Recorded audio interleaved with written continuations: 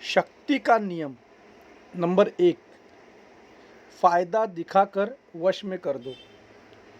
आप अपने से भी ताकतवर को खुद पर निर्भर कर सकते हो। ये पुराने ज़माने की बात है, जब चंगेज़ खां ने चाइना पर हमला किया तो 2000 साल पुराने कल्चर को वो जड़ से मिटाने वाला था।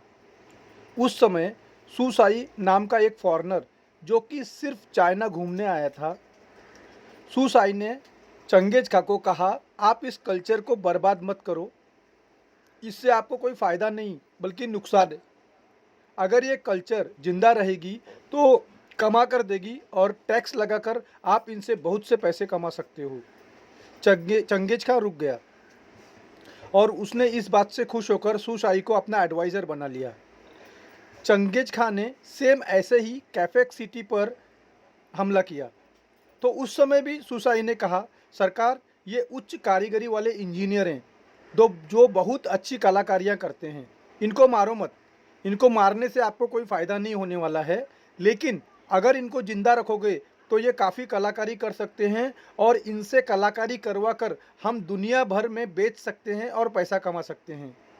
और कैफेक सिटी के लोगों को भी इसी तरह उसने बचा लिया। सामने वाले को फ़ायदा दिखाना आ गया, जिस व्यक्ति को सामने वाले को फ़ायदा दिखाना आ गया वो कुछ भी बेच सकता है। मेरा आप सबसे अनुरोध है कि आप प्लान दिखाने से पहले ये जान लो कि सामने वाले का फ़ायदा किस में है। अगर उसको लगेगा कि राशि एडवर्टाइजिंग ज्वाइन करने से उसे क्या फ़ायदा होने वाला है तो वो ज़रूर करेगा। हम क्या करते हैं, केवल ये कहते हैं कि मुझे 3 लोगों को ज्वाइन करना है, उसके बाद तुझे भी 3 लोगों को ज्वाइन करना है, तुझे 50 रुपये भरने हैं और तुझे ज़िंदगी भर 25,000 मिलेंगे। अब आप बताइए, इसमें उसको फ़ायदा वाली बात कहाँ है? वो विश्वास ही नहीं करेगा। हाँ, लेकिन अगर आप ये जान लो कि उसके सर पे कर्ज है, उसने काफ़ी लोन लिए हुए हैं, जैसे मोबाइल लोन पे, टीवी लोन पे, और उसकी पगार केवल ईएमआई भरने में चली जाती है, तो आप प्लान दिखाते वक्त बार बार इस बात पे फोकस करो और बोलो कि अगर तूने हमारी कंपनी ज्वाइन की तो तेरी ईएमआई की प्रॉब्लम सॉल्व हो जाएगी। ये एक ऐसा प्लेटफॉर्म है जहाँ से तुझे एक्स्ट्रा इनकम मिलेगी, जिससे तू अपने कर्जे मिटा सकता है। तो आप समझ रहे हो मेरा बोलने का पॉइंट, कि ऐसी बात जिससे उसको फ़ायदा हो, और इस बात को जानने के लिए आपको उसको जानना पड़ेगा। प्लान दिखाने से पहले 1-2 बार पता करो कि उसकी दिक्कत क्या है, उसे किस बात से परेशानी है, वो कहाँ नौकरी करता है, कि उसका बिज़नेस है, क्या उसे इतने पैसे आ रहे हैं कि उसका घर चल रहा है, ये सब पता करो। फिर उसको प्लान दिखाते वक्त उस बात पे बार बार फोकस करो। और ये पॉसिबल तब है कि जब आप उससे एक रैपो बनाएंगे तो।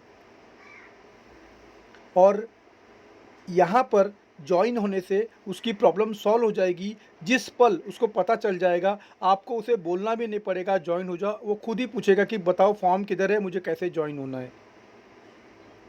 आज हम क्या करते हैं, फेसबुक के थ्रू, इंस्टा के थ्रू जॉइन करने की कोशिश करते हैं, जो कि तब पॉसिबल है जब आप पहले उससे कुछ बातें करते हैं, उसके बारे में कुछ जान लेते हैं, तब उसे अपना प्लान दिखाइए। डायरेक्ट पहली मुलाकात में उसे प्लान मत दिखाइए। पता करो कि उसकी ज़िंदगी कैसे चल रही है, उसकी ज़िंदगी में क्या क्या समस्याएं हैं, फिर आप उसे अपनी कंपनी का ऑप्शन दो, क्योंकि ज़्यादातर समस्या का हल पैसा ही होता है।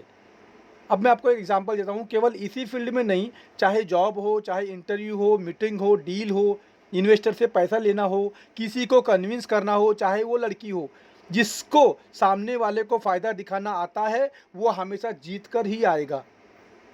एक मूवी है The Wolf of Wall Street, उसमें एक सीन है कि सामने वाला कहता है मुझे ये पेन बेचकर दिखाओ, तो सब लोग कोशिश करते हैं। कोई कहता है वाओ अमेजिंग पेन, कोई कहता है फैंटास्टिक पेन, दिखने में बहुत सुंदर है, सब पेन की तारीफ़ करते हैं, परंतु कोई उसे बेच नहीं पाता है। फिर जब हीरो को, जिसका नाम ब्रेड है, उसको कहा जाता है कि तुम ये पेन बेचकर दिखाओ, तो ब्रेड क्या कहता है कि नैपकिन पर आपका ऑटोग्राफ लिख के मुझे दे दीजिए। तो सामने वाला कहता है, जो कि इंटरव्यू लेता है, कि मेरे पास तो पेन नहीं है, कैसे लिखूं? तब ब्रेड कहता है ये लो पेन और लिखो। समझे आप? कहने का मतलब है पहले डिमांड पैदा करो, फिर सप्लाई करो, ज़रूरत पैदा करो, जब तक लोगों को ज़रूरत या फ़ायदा नहीं बताओगे तब तक वो आपसे कुछ नहीं खरीदेंगे।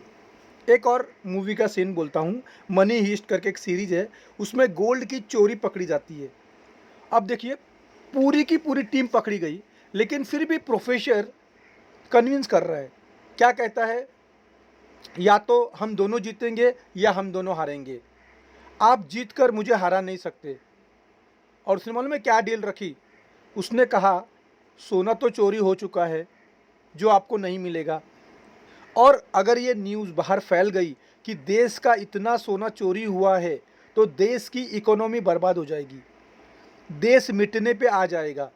अगर आपको देश को बचाना है तो तिजोरी में पीतल रख दो और दुनिया में कह दो कि सोना चोरी हुआ ही नहीं, और हमें भी छोड़ दो, वरना हम सबको बता देंगे कि सोना चोरी हुआ है। देखा क्या डील रखी थी, उनको मानना ही मानना था। तो ये था शक्ति का पहला नियम। हम शक्ति के दूसरे नियम पर आते हैं कि एहसान नहीं, फ़ायदा दिखाओ। एक बुद्धिमान सैनिक को पूंजिया फैमिली ने उठाकर राजा बना दिया। एक सैनिक था पर उसको राजा बना दिया, पर राजा बन जाने के बाद वो राजनीति में इतना खो गया कि वो भूल गया कि किस फैमिली को वो बिलोंग करता है। राजा ने ऐसी पॉलिसीज बनाई जो पूंजिया फैमिली को पसंद नहीं आई। तो राजा सब लोगों को दिखाता है कि मेरे लिए तो सब लोग बराबर हैं, चाहे वो फैमिली हो जिसने वजह से मैं राजा भी बना हूँ तब भी। तो एक बार क्या हुआ, जब राजा शहर से बाहर गया तो पूंजी फैमिली ने गुस्से में महल पे अटैक कर दिया। जितने में उनकी फैमिली का एक मेंबर बोला कि लड़ते नहीं हैं, हम राजा को समझाते हैं तो वो मान जाएगा, क्योंकि राजा को हमने ही बनाया है। तो कहते हैं ठीक, तो वो लोग रुक जाते हैं। और उसके बाद जब राजा वापस आता है तो राजा को वो मेंबर कहता है कि हमारी फैमिली से गलती हो गई है, मैं माफ़ी मांगता हूँ और आगे से हम पीठ पीछे हमला नहीं करेंगे। और उसने कहा राजा हमारी कुछ बातें हैं, सुन लो ज़रा। तो राजा ने कहा ठीक है, एक काम करते हैं, कल बैठकर बातें करते हैं, आप पूरी फैमिली के साथ आ जाओ कल महल में। और जब बात करने के लिए पूरी फैमिली आई महल में तो राजा ने पूरी फैमिली को मौत के घाट उतार दिया। क्यों? क्योंकि राजा को लग गया था ये लोग नहीं मानेंगे, आज उन्होंने पीठ पीछे हमला किया तो कल भी करेंगे। तो फैमिली को जिंदा रखने में उसे कोई फ़ायदा नज़र नहीं आ रहा था। अगर यही पूंजी फैमिली ने अटैक ना करके पीठ पीछे कुछ लालच दिखाया होता या कुछ फ़ायदा दिखाया होता या फिर कहा होता कि हम आगे जाकर भी रॉयल फैमिली के टच में हैं, काम में आ सकते हैं, तो शायद राजा उनको मारता नहीं। इसलिए शक्ति का दूसरा नियम है कि कोई अगर आपका एहसान भूल जाए तो उसे एहसान याद मत दिलाओ। हाँ, उसको ये बोलो कि मैं आगे भी तेरे काम आ सकता हूँ। तो ये शक्ति का दूसरा नियम था। और शक्ति का तीसरा नियम है, अगर आप सही हो तब भी आप बहस मत करो। सामने वाले के ईगो को खुश करो, उसके ईगो को हर्ट मत करो। कई बार अपने ईगो को हर्ट करके सामने वाले की बात माननी पड़ती है ताकि सामने वाले का ईगो खुश हो जाए। इसके लिए हमें बहुत बहुत हिम्मत चाहिए, क्योंकि हम सही हैं और सामने वाला गलत है, उस वक्त उसकी बात को मानना बहुत बड़ी बात होती है। खैर, इस टॉपिक को हम कल भी कंटिन्यू करेंगे। तो आज के लिए काफ़ी इतना ही। Thank you so much. आपका दिन शुभ हो। पार्ट 2 में कल मिलेंगे। चलिए।